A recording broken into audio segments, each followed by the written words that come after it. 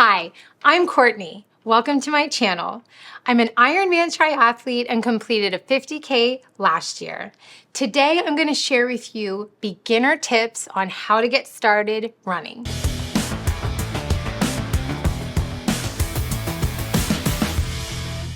So how did I go from hating running to really loving running?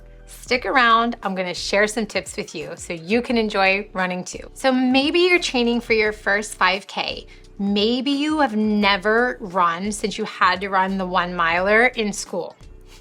No matter where you're at as a runner, I'm going to share with you the following tips so you can enjoy running too. So let's talk about why so many people dislike running. Here's the deal. Most people run way too fast. They're out of breath. They don't know how to get in the groove, and you see them huffing and puffing. That was me. So the first tip I'm going to share with you is run slowly. If you hate running, you're probably running too fast. You're probably trying to run too far. So when you're going to start running, the most important thing to do is start slowly and start with low mileage. There's literally nothing wrong with run, walk. Run for 1 minute, walk for 1 minute. If you are starting from zero in regards to fitness, the biggest thing you want to focus on is just creating the habit and actually enjoying moving your body. It's going to take a little while to get in running shape, but start slowly. Number 2, make sure you're comfortable. You don't need fancy equipment and expensive clothing. Just have a good pair of running shoes that are comfortable, not too small, and comfortable clothing. Honestly, when I go out for a run, I'm usually just wearing a pair of running shorts from Old Navy and some t-shirt like this. I just want to be comfortable, nothing too terribly tight, just enough that I can feel like myself when I'm running. Number 3, let's talk about how long it takes to build a habit. They say it takes 3 weeks to either build or lose a habit. So in the beginning, just focus on 3 weeks. You're just gonna wanna do some low mileage, even if it's just running a mile. Doing that consistently for your first 3-week period is ensuring that you create the habit and you get your body and mind in the process of going, hey man, this is what we do. We are runners and this is what we do. All right, what kind of mileage should you focus on? Well, this is gonna be different for everybody. So if you're watching this video, I'm going to assume that you're probably starting from not being a runner or not having run in a long time. You don't want to get injured, so you don't want to go out and run big mileage. I know it's really tempting to put on your shoes and get all excited about starting running and be like, I'm going for a 6-mile run. Don't do that. Start small. Start with a 1-mile run a few times a week. When you can do that and you feel good, you can bump it up to 2 miles on that next week and then 3 miles. But the key is just easing into it. There are a bunch of training programs online for beginner runners. Pop it into ChatGPT and see what it says. Number 5, make sure you're hydrated, especially if you're going to be running outside and it's warm. Drink plenty of water. Now, hydration doesn't start right before your run. It actually starts in the days leading up to your run. So make sure you're consistently drinking enough water throughout the day. Honestly, just sipping on water regularly is the way to do it instead of just like pounding a liter of water right before your run, because that's really just gonna lead to cramping. So focus on your hydration and you will set yourself up for success on your run. My next tip is don't eat a lot before you run. Don't eat heavy things.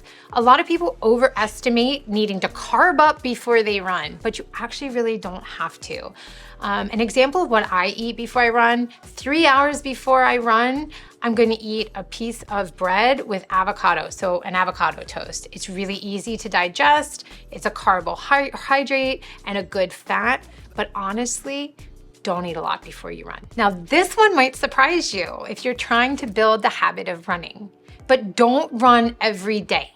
If you do and you go from 0 to running every day, you're guaranteed to get an injury, and that's just gonna delay your running goals.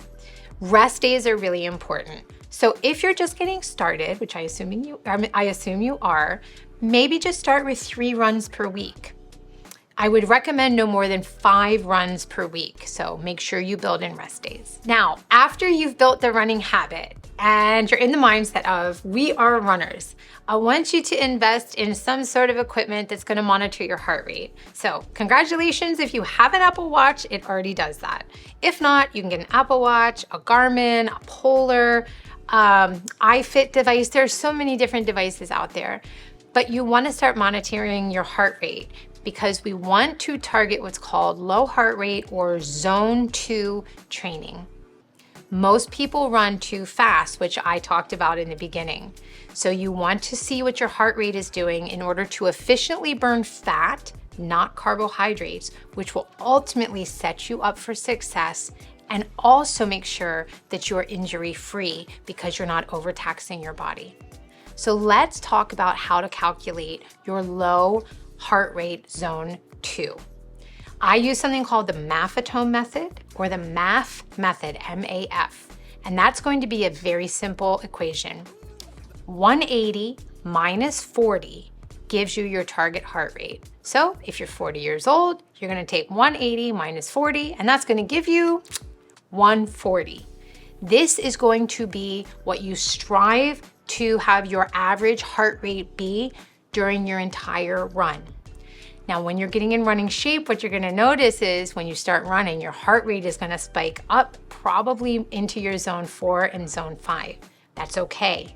That's when you walk to get it back down under your target heart rate for zone 2. So that's why a lot of people walk run when they're getting in shape because they're effectively training their heart to stay in that low heart rate zone.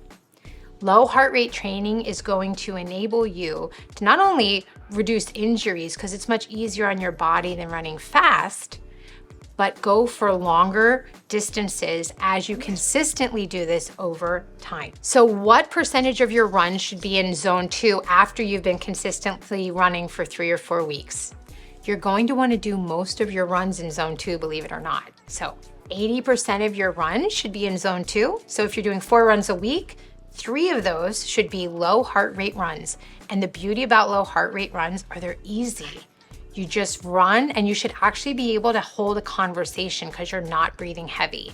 So this is going to help you enjoy running a lot more. The other 20% of the runs are going to be speed work. So you can do fartleks, you can do sprints. Check out some of my other videos that I have for tips on speed work sessions that'll also increase your cardiovascular health. Last but not least, do not ignore mobility and stretching.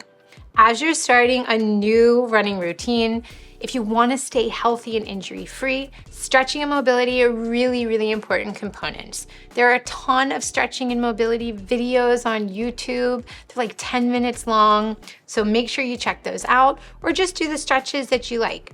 Don't neglect hamstrings, your calves, your core, even your arms, because running affects every muscle in your body. I hope that these tips have been helpful. I am so excited for you to get started in running because I truly believe even those who hate running, with a little bit of practice and by following these tips, can truly enjoy running. Thank you so much for watching. I hope that these beginning running tips were helpful for you and inspire you to get out there and start that running regimen.